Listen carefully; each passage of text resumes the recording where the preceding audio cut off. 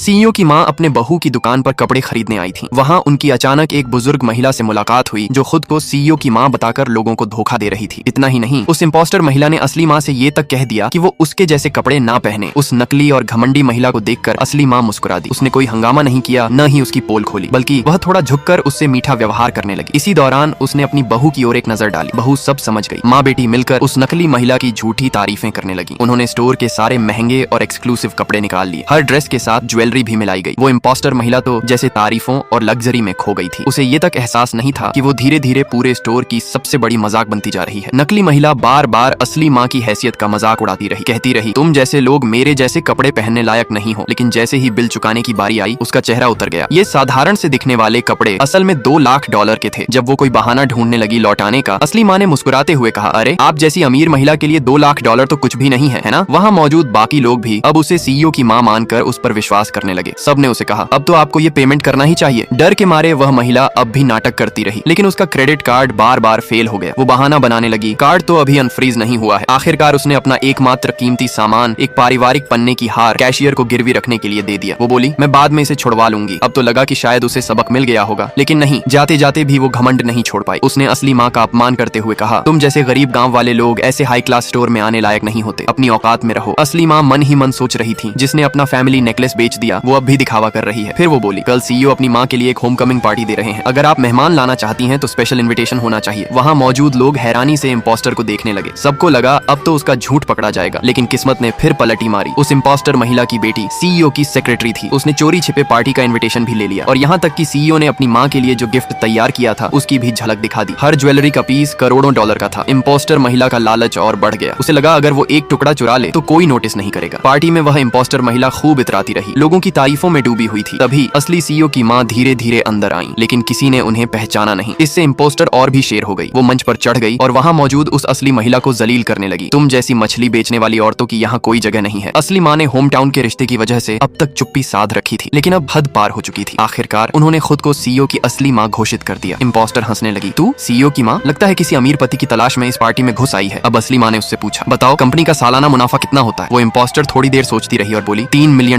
पूरा हॉल सन्न रह गया, क्योंकि सब जानते थे कि कंपनी का मुनाफा $100 बिलियन से ज्यादा है। अब जब उसकी असलियत खुलने वाली थी तो उसने झट से वो ब्रेसलेट निकाल लिया जो सीईओ ने अपनी माँ को दिया था, जिसकी कीमत करोड़ों में थी। उसे देखकर किसी को शक नहीं हुआ कि वो झूठ बोल रही है, लेकिन अब असली कहानी तो सामने आने ही वाली थी।